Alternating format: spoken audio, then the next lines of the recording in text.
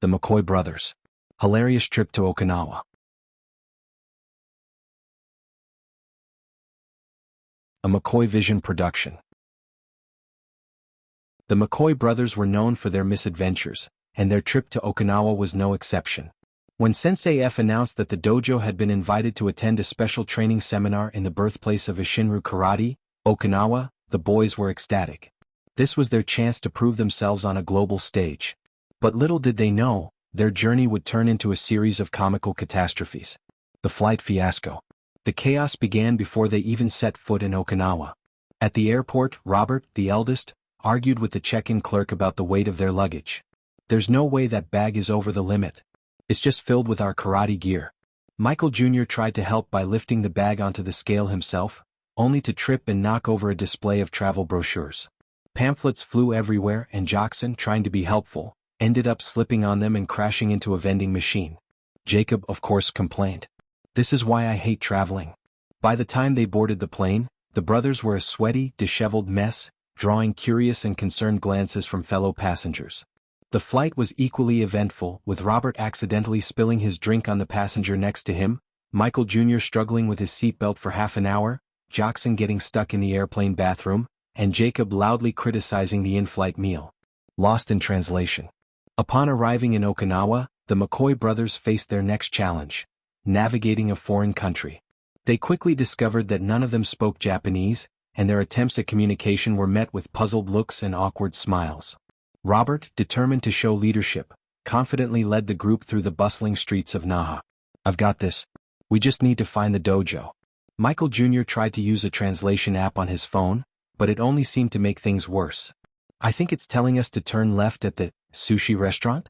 Jaakson, meanwhile, was fascinated by everything around him, frequently wandering off to look at shops and street performers.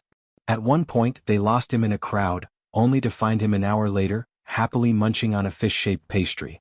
Jakob, naturally, complained about the humidity. "It's so hot here. Can't we just find a hotel and call it a day?" The dojo debacle.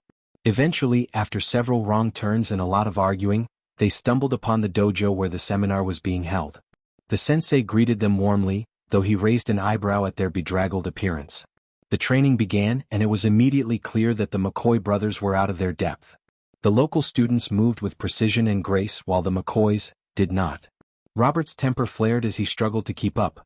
Michael Jr. fumbled every move, Jaakson seemed more interested in the dojo decor, and Jakob's complaints echoed through the room. During a particularly challenging drill, Robert accidentally kicked over a stack of wooden training blocks, causing a domino effect that knocked down half the dojo's equipment. The local students watched in stunned silence as the brothers tried to clean up the mess. Michael Jr. laughed nervously. "Sorry about that.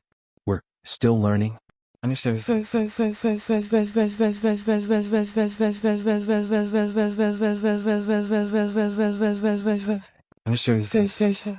Cultural clashes. In an attempt to embrace the local culture, the brothers decided to participate in a traditional tea ceremony. Robert, determined to show respect, tried to follow every step meticulously.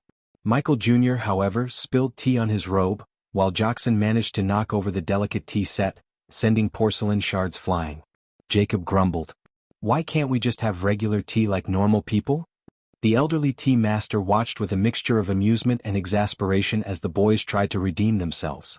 By the end of the ceremony they were all drenched in tea, but they couldn't help but laugh at the absurdity of the situation. The Great Escape. Their final day in Okinawa brought the ultimate disaster. During a visit to Shurijo Castle, the boys managed to get separated from their tour group. Robert insisted he knew the way back, but they ended up wandering into a restricted area. Alarms blared and security guards appeared from all directions. Panicking, the brothers ran through the castle grounds, dodging guards and tourists alike. Michael Jr. tripped over a garden hose, Jaakson tried to climb a wall and got stuck halfway, and Jakob yelled at everyone to keep running. They eventually found an exit and burst out onto the street, breathless and sweaty. "That was close," Robert panted. Home sweet home. When they finally returned home, Sensei F was waiting for them. She listened to their story with a mixture of disbelief and amusement. "Well, it sounds like you boys had quite the adventure. Maybe next time, we'll just stick to local tournaments?" The McKoy brothers exchanged sheepish grins, each secretly relieved to be back in familiar territory. Despite the chaos, they couldn't help but feel closer as a family. And so, their trip to Okinawa became another legendary tale in the McKoy family history, proving once again that no matter where they went, hilarity and disaster were sure to follow.